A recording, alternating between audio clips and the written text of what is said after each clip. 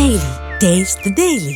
காசு யாருது, சோறு யாருது, கல்யாணம் யாருது, இலை வாங்கிட்டு வந்த எடுபடி நீ ஓம் பேர போடுறியா? கேட்பாமா மாட்டோமா? அதுவும் ஆசிர் முனிருக்கு கேட்கவே வேணாம். பார்த்தீங்களா, நம்ம நாட்டு பேரில் வருது இது, நாம தான் அடுத்தது பெரிய தாதா அப்படின்னு. அங்கே ஈரானில் என்ன சொல்லிட்டாங்க, தூக்கி குப்பத்தொட்டில் போடுது அப்படின்ட்டாங்கன்னா,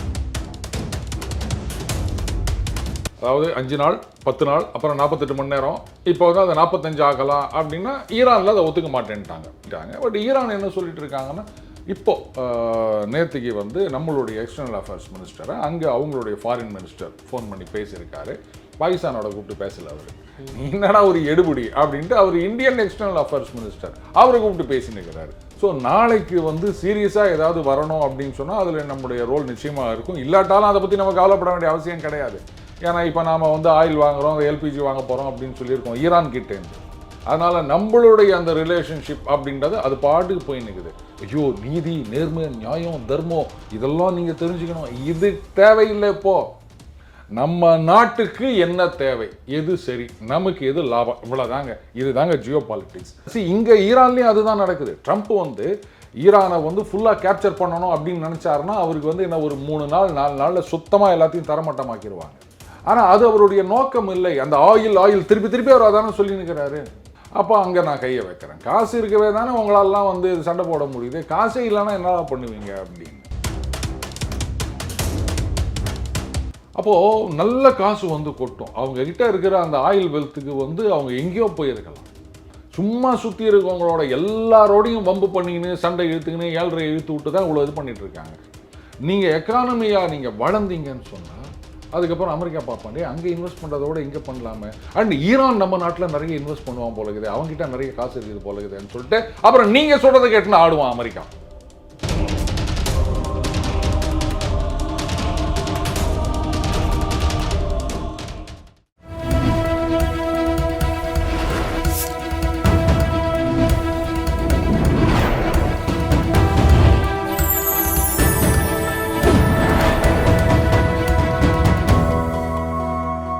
சேனல் 5 தமிழ் நேயர்களுக்கு வணக்கம். இன்றைய நேர்காணலில் நம்மோடு பேசியிருப்பது டெய்லி பஞ்ச் அருண் அவர்கள். சார் வணக்கம் சார்.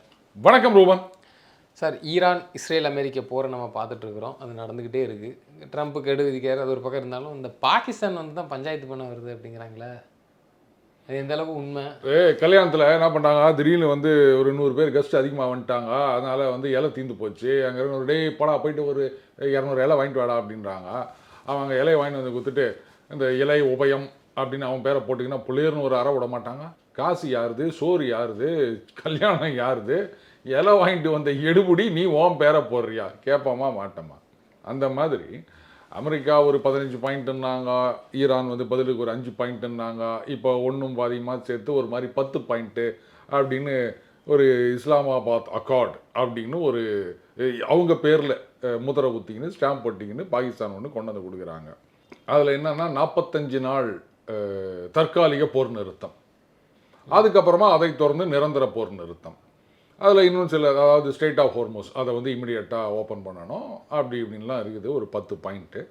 இது வந்து பீஜிங் கிட்ட, சைனா கிட்ட குத்துறாங்க, அவங்க பேசுகிறாங்க, இவங்க பேசுகிறாங்கன்னு பாகிஸ்தானுக்கு ரொம்ப குஷி ஆயிடுச்சு.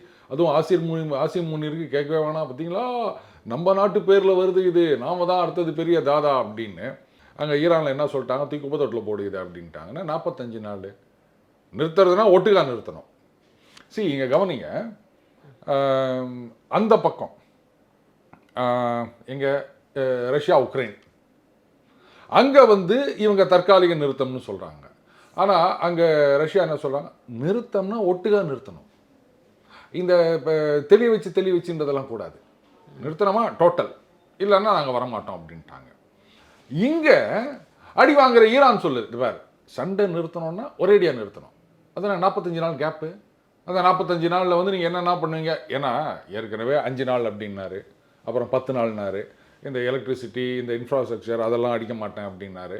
நடுவில் பார்த்தீங்கன்னா சண்டை நிறுத்தம் கிடையாது, அந்த எலக்ட்ரிசிட்டியை நிறுத்தம். ஆனால் இஸ்ரேல் அடிச்சுட்டு தான் இருந்தாங்க, அதை பிரிட்ஜை வச்சிட்டாரு. இப்போ வேறு சொல்லிக்கிறாரு, அதாவது நம்ம ஊரில் சில பேச்சாளர்கள் அப்படின்னு சொல்லிட்டு எதையாவது ஆபாச பேச்சாளர்கள்னு இருப்பாங்கல்ல, அந்த மாதிரி வந்து வார்த்தைகளை எல்லாம், பி வார்த்தைகள், எஃப் வார்த்தைகள், இதையெல்லாம் வந்து ஒரு பிரசிடென்ட் போட்டுனுக்கிறாரு. சரி, ரைட்டு விடுங்க, அது அவங்க சௌகரியம். பிரிட்ஜை வச்சார், இது வந்து எவ்வளோ பிரிட்ஜை உடைக்க போகிறோம் பார், அதை பண்ண போகிறோம் பார், இதை பண்ண போகிறோம் பார். அதாவது 5 நாள் 10 நாள் அப்புறம் 48 மணி நேரம், இப்போ வந்து அதை 45 ஆகலாம் அப்படின்னா ஈரானில் அதை ஒத்துக்க மாட்டேன்ட்டாங்க. ஸோ அந்த ஒரு காதல் மலராமலேயே வெம்பி போய் விட்டது அப்படின்னு கார்த்திக் சொல்வார். அந்த மாதிரி இந்த அமைதி ஒப்பந்தம் அப்படின்றது அது வரதுக்கு முன்னாடி அதை நசுக்கிட்டாங்க. பட் ஈரான் என்ன சொல்லிட்டு இருக்காங்கன்னா, இப்போ நேற்றுக்கு வந்து நம்மளுடைய எக்ஸ்டர்னல் அஃபேர்ஸ் மினிஸ்டரை அங்கே அவங்களுடைய ஃபாரின் மினிஸ்டர் ஃபோன் பண்ணி பேசியிருக்காரு. ரஷ்யா சீனா அவங்களும் வந்து அந்த ஃபாரின் மினிஸ்டரோட பேசியிருக்காங்க. பாகிஸ்தானோட கூப்பிட்டு பேசலை அவர். இத்தனைக்கும் பாகிஸ்தானில் தான் வந்து இதெல்லாம் நடத்தணும் அப்படின்ட்டு ஈஜிப்து டர்க்கி இவங்கெல்லாம் வந்து அது நம்மளுடைய ஒரு பிரதர் கண்ட்ரி அப்படின்னு அங்கே பாகிஸ்தானில் பேசணும்னு. ஆனால் ஈரான் வந்து பாகிஸ்தானை மதிக்கலை. நீ என்னடா ஒரு எடுபடி அப்படின்ட்டு அவர் இந்தியன் எக்ஸ்டர்னல் அஃபேர்ஸ் மினிஸ்டர் அவரை கூப்பிட்டு பேசினுக்கிறாரு. புரியுதுங்களா? ஸோ நாளைக்கு வந்து சீரியஸாக ஏதாவது வரணும் அப்படின்னு சொன்னால் அதில் நம்முடைய ரோல் நிச்சயமாக இருக்கும். இல்லாட்டாலும் அதை பற்றி நம்ம கவலைப்பட வேண்டிய அவசியம் கிடையாது. ஏன்னா இப்போ நாம் வந்து ஆயில் வாங்குகிறோம், எல்பிஜி வாங்க போகிறோம் அப்படின்னு சொல்லியிருக்கோம் ஈரான் கிட்டேருந்து. அதனால் நம்மளுடைய அந்த ரிலேஷன்ஷிப் அப்படின்றது அது பாட்டுக்கு போய் நிற்குது. சில பேர் சொல்லலாம், என்னங்க நீங்கள் அமெரிக்காவுக்கு இது மாதிரி, நம்ம அமெரிக்காவையும் வந்து ஓவர்ட்டாக சப்போர்ட் பண்ணல, ஈரானையும் நம்ம வந்து சப்போர்ட் பண்ணல. நம்ம நாட்டு நேற்றுக்கு எக்ஸ்டர்னல் அஃபேர்ஸ் மினிஸ்டர் பேசியிருக்காரு கிருஷ்ணமேன். அவர் வந்து ஐநா சபையில் 8 மணி நேரம் பேசினாராம். அவர் சொல்கிறார், அந்த 8 மணி நேரம் பேசினதை 8 நிமிஷத்தில் பேசி முடிச்சிடலாம், நீங்கள் என்ன பேசுகிறீங்க அப்படின்னு உலகத்துக்கு வந்து இந்த நியாயம் சொல்லிட்டு இருக்கிறது நம்ம வேலை கிடையாது. புரியுதுங்களா? ஐயோ நீதி நேர்மை நியாயம் தர்மம் இதெல்லாம் நீங்கள் தெரிஞ்சுக்கணும், இது தேவையில்லை. இப்போது நம்ம நாட்டுக்கு என்ன தேவை, எது சரி, நமக்கு எது லாபம், இவ்வளோதாங்க. இது தாங்க ஜியோ பாலிட்டிக்ஸ். ஜியோ பாலிட்டிக்ஸ்னால் என்னன்னே தெரியாமல் அந்த காலத்தில் காங்கிரஸ் கட்சியில் இப்போது சில பேர் கேட்குறாங்க, சார் இன்றைக்கி வந்து நீங்கள் சப்போர்ட் பண்ணுறீங்களா இல்லையா அதை விட்டுருங்க, அமெரிக்கா வந்து இப்படி ஈரானை போட்டு அடின்னு அடிக்கிறாங்களே, இதெல்லாம் தப்பு இல்லையா, இதெல்லாம் நீங்கள் வந்து எதிர்த்து குரல் கொடுக்க வேணாமா? கரெக்டா? அப்படி இல்லைன்னா நாளைக்கு வந்து இதே அமெரிக்கா நம்மளை போட்டு அடிப்பான், அப்போ நமக்காக யார் குரல் கொடுப்பாங்க? ரொம்ப நியாயமாக இருக்குதுல்ல கேள்வி. இப்போ நான் ஒன்று கேட்கட்டா, சரி அமெரிக்கா நீ பண்ணுறது தப்பு, உடனடியாக சண்டையை நிறுத்து சொல்லி பாருங்க. அவங்க என்ன பண்ணாங்க, ரைட்டு நாளையிலேருந்து அமெரிக்கா வந்து இந்தியாவிலேருந்து எதுவும் வாங்காது அப்படின்வாங்க. என்ன பண்ணுவீங்க? ரஷ்யா ஆயில் கொடுக்காத, நீ சீனாவுக்கு ஒன்றா கொடு, இந்தியா கொடுக்காதன்னுவாங்க. என்ன பண்ணுவீங்க? இதோ அர்ஜென்டினாலேருந்து நமக்கு வந்து எல்பிஜி, அமெரிக்கா பேச்சு வந்து ரஷ்யா கேட்டுட்டு அப்படியே அடி பண்ணி நடக்குங்கிறீங்க. இதை பாருங்க, எல்லாமே பிஸ்னஸ் தாங்க. ஜியோ பாலிட்டிக்ஸ் அப்படின்றது நம்ம நாட்டுக்கு என்னன்றது தான். புரியுதுங்களா? சும்மா உக்காந்துட்டு இந்த சித்தாந்தம் வேதாந்தம் இதெல்லாம் இங்கே வேலைக்கு ஆகாது. இப்போ அர்ஜென்டினாலேருந்து எல்பிஜி வருது, அவங்க கொடுக்க. ஏன்னா அர்ஜென்டினா வந்து 40 பில்லியன் 20+20 பில்லியன் வந்து ஹெல்ப் கொடுத்து சேவ் பண்ணிக்கிறாங்க அந்த கவர்மெண்ட்டை. அவர் வந்து ஒன்று சரிங்க அப்படின்ட்டு தலையாட்டிட்டு கொடுக்க மாட்டாருன்னா என்ன பண்ணுவீங்க? இப்போது ஃப்ரான்ஸு இவங்கெல்லாம் தான் பண்ணின்னு இருக்கிறாங்க, நாங்கள் அவங்க சண்டையில் நாங்கள் உங்களுக்கு ஹெல்ப் பண்ண மாட்டோம் அப்படின்னு. போதா குறைக்கு அமெரிக்கன் பேசஸ் யூரோப்பியன் யூனியனில் நேட்டோவில் ஏராளமான நாடுகளில் இருக்குது. இவங்க ஓவர் ஃப்ளைட்டுக்கே பர்மிஷன் கொடுக்க மாட்டேன்றாங்க. உங்களுடைய ஏர்க்ராஃப்ட்லாம் எங்கள் நாட்டு மேலே, மிலிட்ரி ஏர்க்ராஃப்ட் எங்கள் நாட்டு மேலே போகக்கூடாது அப்படின்னு.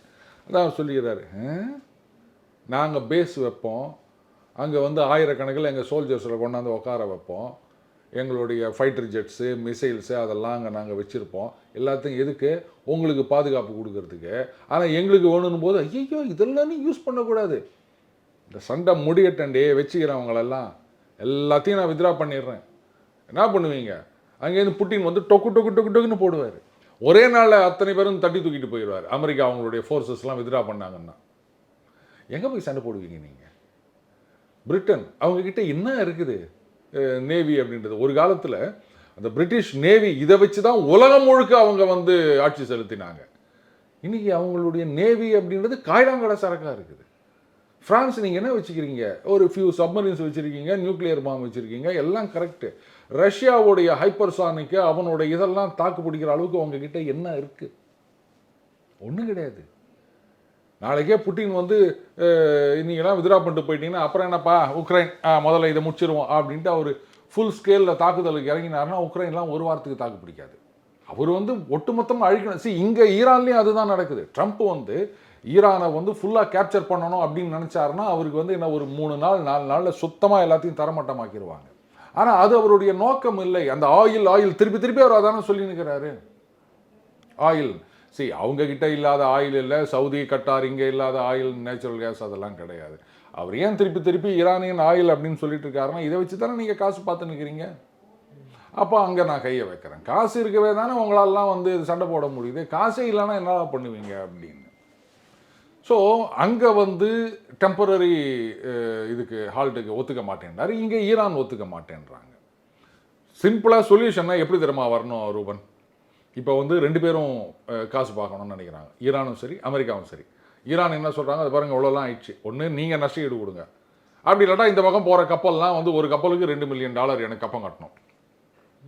அமெரிக்கா இப்போ என்ன பண்ணுறாங்க, ஆஹா இது நல்ல ஐடியாவாக இருக்குது, அவனுக்கு என்னதுக்கு கப்பம் கட்டணும், அவனை ஒன்றும் இல்லாமல் அடித்து நவுத்திட்டு அதுக்கப்புறம் அந்த பேர் நாங்கள்லாம் இவ்வளோ செலவு பண்ணிக்கிறோம், நிஜமாகவே செலவு பண்ணிக்கிறாங்க, அதனால் இனிமேல் இங்கே போகிறவங்களாம் எனக்கு கப்பம் கட்டுங்கன்னு சொன்னால் அது பாட்டுக்கு பணம் வந்து குவிஞ்சிட்ருக்கோம். உடனே ஜனங்க கிட்ட சொல்ல, அமெரிக்க மக்கள்கிட்ட பார்த்தீங்களா சண்டை போட்டோம், இப்போது ஒரு வருஷத்துக்கு 100 பில்லியன் வந்து குவியுது, பாருங்கள் வருது பாருங்கள் எவ்வளோ பாருங்கள் அப்படின்னாரு. உடனே பக்கத்தில் இருக்கவங்களும் ஆமாம் ராஜா 100 பில்லியன் வருது ராஜா அப்படின்வாங்க.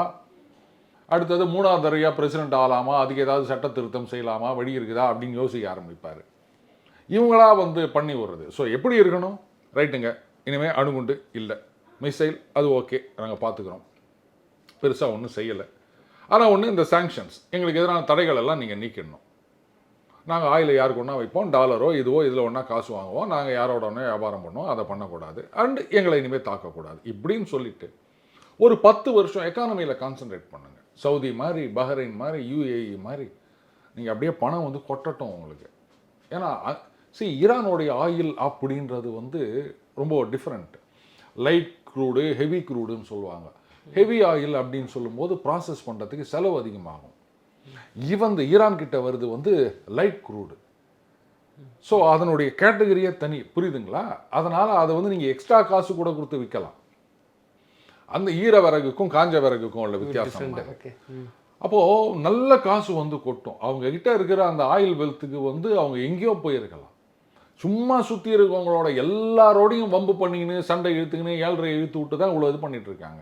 ஒரு 10 வருஷம் இப்போ வேணாம், விட்டுருங்க, எக்கானமியை இம்ப்ரூவ் பண்ணுங்க, நாட்டை வந்து அப்படியே பல சவுதி மாதிரி இது மாதிரி ஆக்குங்க. பெரிய நாடுப்பா அது, எல்லா இடத்துலையும் டெவலப்மெண்ட் அப்படின்னு கொண்டு வாங்க. நீங்கள் எக்கானமியாக நீங்கள் வளர்ந்தீங்கன்னு சொன்னால் அதுக்கப்புறம் அமெரிக்கா பார்ப்பாண்டே அங்கே இன்வெஸ்ட் பண்ணுறதோட இங்கே பண்ணலாமே. அண்ட் ஈரான் நம்ம நாட்டில் நிறைய இன்வெஸ்ட் பண்ணுவான் போல இருக்குது, அவங்ககிட்ட நிறைய காசு இருக்குது போல இருக்குதுன்னு சொல்லிட்டு அப்புறம் நீங்கள் சொல்கிறத கேட்டுன்னு ஆடுவான் அமெரிக்கா.